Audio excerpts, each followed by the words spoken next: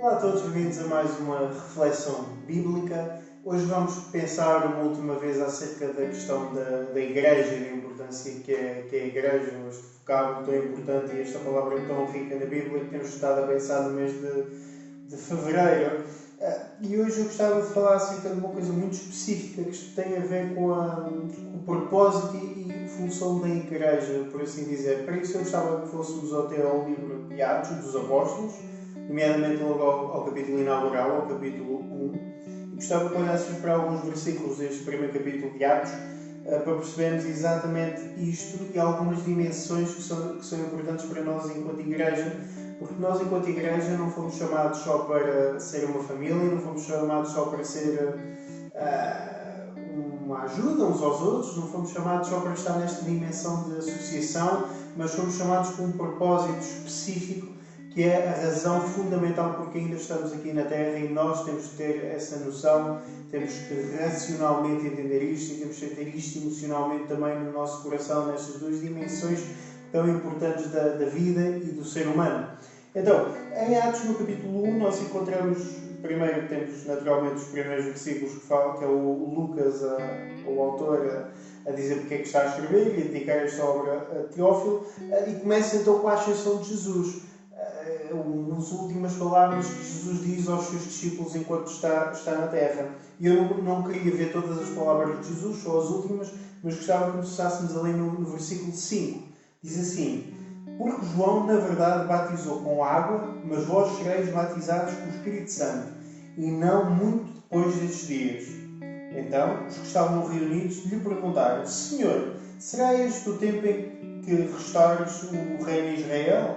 Respondeu-lhes: não vos compete conhecer tempos ou épocas que o Pai reservou pela sua exclusiva autoridade, mas recebereis o poder ao descer sobre vós o Espírito Santo, e sereis minhas testemunhas, tanto em Jerusalém, como em toda a Judeia e Samaria, e até aos confins da terra.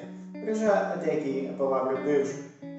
Então temos aqui a despedida de Jesus. Naturalmente, Jesus deixa-nos uma ordem muito específica que estava no versículo imediatamente antes daquele que lemos.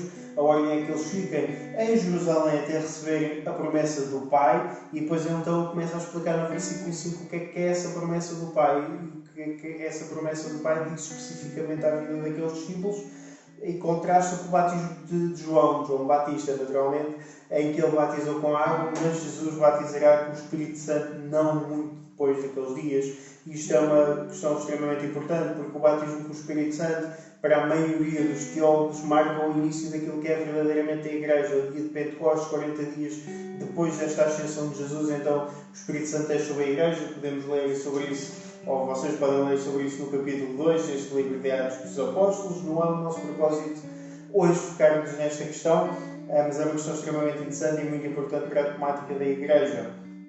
Mas a minha questão é a seguinte: a minha questão começa-se a formular propriamente a partir do versículo 6. Porquê? Porque quando Jesus lhes diz que eles vão ser batizados pelo Espírito Santo, estes homens e mulheres, eventualmente, que conhecem o Antigo Testamento, ligaram isto logo com profecias como encontramos no profeta Joel, em que fala que o Espírito Santo será derramado sobre as pessoas nos últimos dias, nos dias que precederão o dia do juízo de Deus e a restauração do reino de Israel. Então, no versículo 6, esta ideia de ser batizados com o Espírito Santo imediatamente catapulta-os para outra questão, em que eles perguntam: Senhor, será este o tempo em que restaures o reino a Israel? Porque a mente deles e a mente dos discípulos e a mente dos judeus em geral do século I, não todos, mas uma grande parte da cultura popular dos judeus, tinha a ideia que eventualmente, olhando para as profecias dos profetas, principalmente Isaías e Ezequiel no Antigo Testamento, que ia haver uma restauração física do reino de Israel, e eles estavam entusiasmados por este tempo, e eles queriam que chegasse esse tempo. Aliás, muitos dizem que a razão fundamental que levou Judas Iscariotes a trair Jesus é que Jesus não foi de facto o líder militar, político que ele estava à espera para expulsar os comandos da terra. Em vez disso, foi um líder espiritual que, em vez de matar pelas suas ovelhas, ele morreu pelas suas ovelhas. Bom, mas a questão fundamental é que eles pensavam que este batismo, esta descida do Espírito Santo, iria trazer esta restauração de glória e de independência ao reino de Israel. Eles estavam à espera disto, eles estavam entusiasmados em relação a isto. Eles estavam a pensar fechar-se neles próprios, ainda com esta ideia de Jesus vir só e apenas para os judeus. E o que é que Jesus vai responder em relação a isso? Em primeiro lugar, no versículo 7, desmancha-nos logo a questão. Diz que não nos compete saber o tempo ou a época que o Pai reservou pela sua exclusiva autoridade. Ou seja, amigos, isto não vos interessa saber se é chegado o tempo de restaurar o reino de Israel ou não. Nós hoje sabemos que temos um conhecimento mais global da Bíblia, que ainda não chegou a esse tempo de restaurar o reino de Israel. Há de chegar no fim dos tempos com a vinda de Jesus em glória à terra, que será restaurado no tempo do milénio, o reino de Israel. Mas também é um tópico muito abrangente para falarmos hoje. Mas a questão é que aqueles discípulos estavam preocupados com isso e eles não tinham que estar preocupados com isso. Da mesma maneira, ao longo destes 2000 anos de história da Igreja, muitas pessoas tentaram descobrir isto, quando é que é a data da vinda de Jesus, quando é que isto vai acontecer, quando é que será este evento tão importante para a Igreja, este evento tão importante dos tempos. Muitas pessoas fizeram contas e tentaram já datas, não sei bem como, até agora todas erraram. Outras pessoas mais precavidas e mais sábias tentam chegar a esta conclusão olhando para os tempos e como é que está o mundo, como é que está a sociedade neste momento, se cada vez se afasta mais de Deus e cada vez vão cumprir mais os sinais que Jesus anunciou que haveriam de preceder a sua vinda e o tempo da tribulação, e as pessoas olham para o mundo e percebem que sinais é que estão a concretizar, mas o facto é que nós não podemos fazer estas previsões, e tem que ser de muita dificuldade, e nós estamos num tempo em que estamos com uma doença à escala global, uma epidemia, uma pandemia, e muita gente foi logo a correr a dizer isto é um sinal efetivo dos fins dos tempos. Pode ser, pode não ser, como Jesus disse, isso compete ao Pai saber, não me compete a mim, não te compete a nós. A nós compete-nos estar prontos para a vida de Jesus, sabendo que ela é iminente e que ela pode acontecer a qualquer momento, então devemos estar prontos para ela, da mesma maneira que pode acontecer que nós faleçamos a qualquer momento por uma questão aleatória qualquer, portanto o fundamental é nós estarmos prontos, não nos compete a nós fazer isso.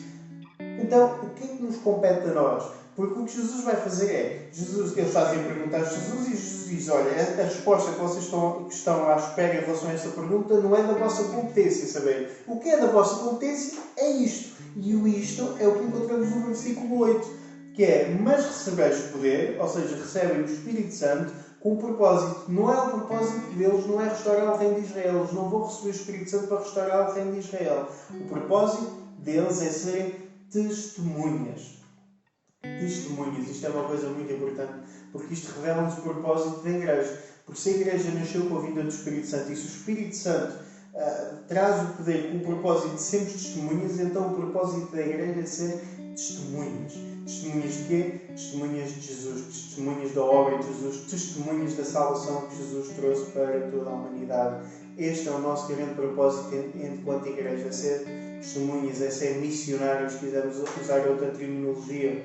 Testemunhas é alguma coisa que nos fala de experiência, não é? Porque se nós pensarmos no vocábulo de testemunhas, não é uma palavra que nós usemos para alguma pessoa que desconhece alguma coisa.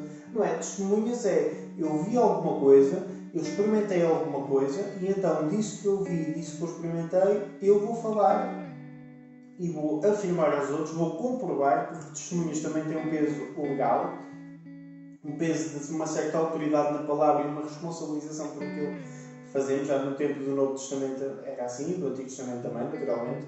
Uma testemunha diz algum argumento de força, pode ser usado no tribunal. Então, quando Jesus usa aqui o vocábulo de testemunha, ele claramente quer dizer, olha, aquilo que vocês vão receber do Espírito Santo, aquilo que vocês têm ouvido da minha boca, a ressurreição que vocês presenciaram, porque a ressurreição é extremamente importante. Estamos a chegar à Páscoa, então não nos podemos esquecer que a ressurreição é uma base da fé cristã. Jesus morreu e ressuscitou. É importantíssimo isto, saber que o nosso Jesus vive e derrotou a morte, tal como derrotou Satanás na cruz do Calvário. Nós temos que ter esta noção. Então os discípulos, por um lado, eram testemunhas oculares, porque de facto viram Jesus ressuscitado, viram muitos deles, ou alguns deles, viram Jesus morto, principalmente as mulheres, e em princípio o apóstolo João viram Jesus na cruz do Calvário. Os outros discípulos fugiram, então provavelmente não chegaram a ver Jesus morto. Mas o que interessa é que eles souberam que Jesus morreu e eram testemunhas oculares de Jesus ter ressuscitado. Naturalmente, nós hoje não somos testemunhas oculares de Jesus ter ressuscitado, mas somos testemunhas, deixa-me inventar aqui uma palavra, somos testemunhas experimentais que Jesus ressuscitou, porque nós, na nossa vida, temos experimentado os efeitos da ressurreição de Jesus. Por causa da sua ressurreição, nós temos vida em abundância e temos experimentado o Espírito Santo na nossa vida, temos sido usados por Deus e isto é alguma coisa que nós testemunhamos com gozo, com prazer e com consciência daquilo que estamos a testemunhar. Amigos, igreja, nunca se esqueçam, nós somos chamados pelo propósito de testemunhar daquilo que Deus tem feito na nossa vida e daquilo que Deus fez na história. Testemunhar daquilo que encontramos na palavra de Deus, na Bíblia, que não falha. Nós somos chamados para ser essas testemunhas. E depois é interessante porque Jesus continua no versículo 8 para ser testemunhas aonde?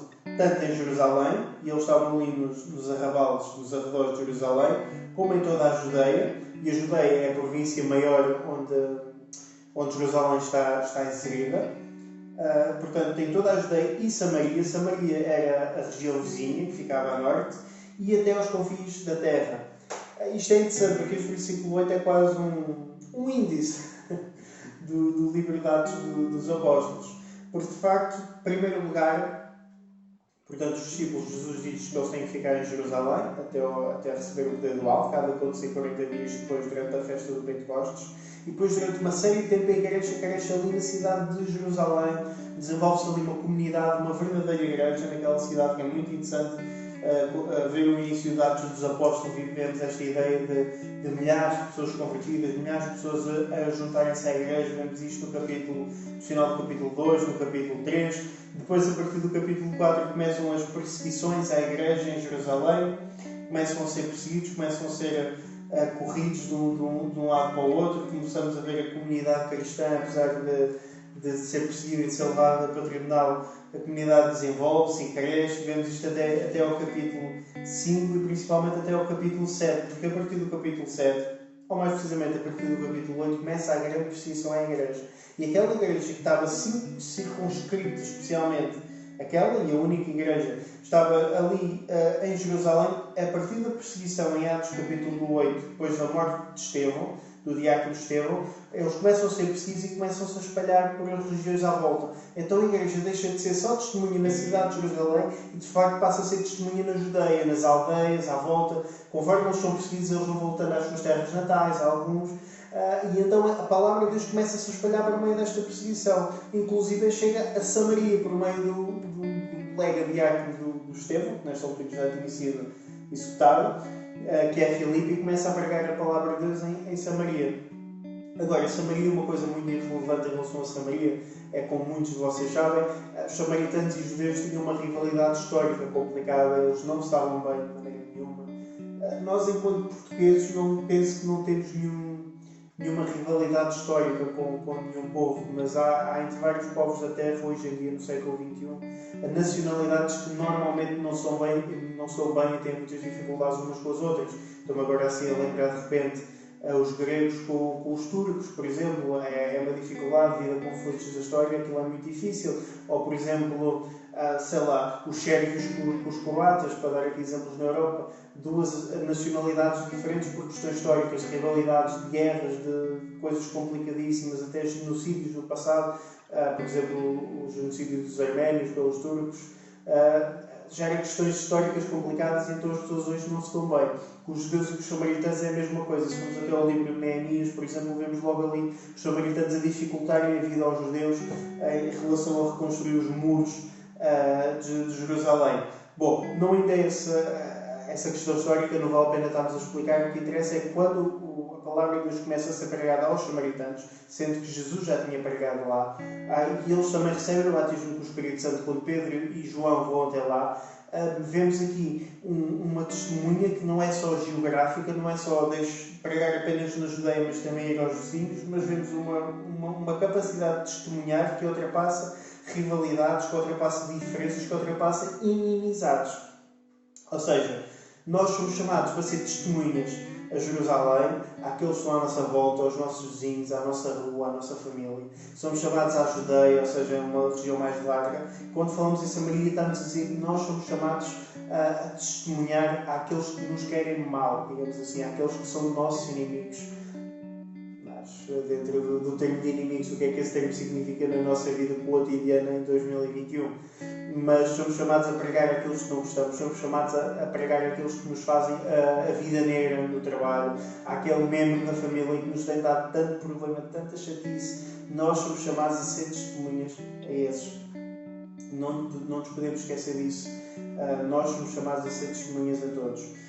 Inclusive, Jesus acrescenta até aos confins da terra. E de facto, o Liberdades leva-nos a palavra de Deus a ser pregada desde Jerusalém até a Judeia, depois até Samaria, e depois através do ministério, principalmente, não só, mas principalmente do apóstolo Paulo, vemos o Evangelho a ser espalhado pela zona oriental do mar Mediterrâneo, até Paulo chegar a Roma. Se bem que já havia igreja em Roma antes de Paulo chegar lá, não sabem como é que começou lá a igreja, mas o facto é que já existia. E não só vemos Paulo em Roma, como através da carta aos Romanos percebemos que Paulo tinha a intenção de levar a mensagem, a palavra de Deus, até ao extremo ocidental do Império, que na altura era a província da Hispânia, que é a nossa Península Ibérica. O apóstolo Paulo tinha desejo de usar Roma como uma plataforma para poder chegar aqui à Península Ibérica. A história diz-nos que provavelmente ele nunca chegou cá, mas era a sua intenção de facto levar a palavra de Deus àquilo que era os confins da terra no tempo do Império Romano. Ou seja, nós somos chamados, enquanto missão, a ser testemunhas não só àqueles que estão à nossa volta, mas também àqueles que estão longe. Nós somos chamados para ser missionários e não podemos falar de eu creio na igreja sem realçar a importância das missões e das igrejas chegarem ao outro e levarem a palavra de Deus ao outro que é diferente de nós. Porque se Paulo queria pregar aqui na Península Ibérica, não era porque ele achava que se ia dar bem aqui ou que a cultura era parecida ou qualquer coisa do género.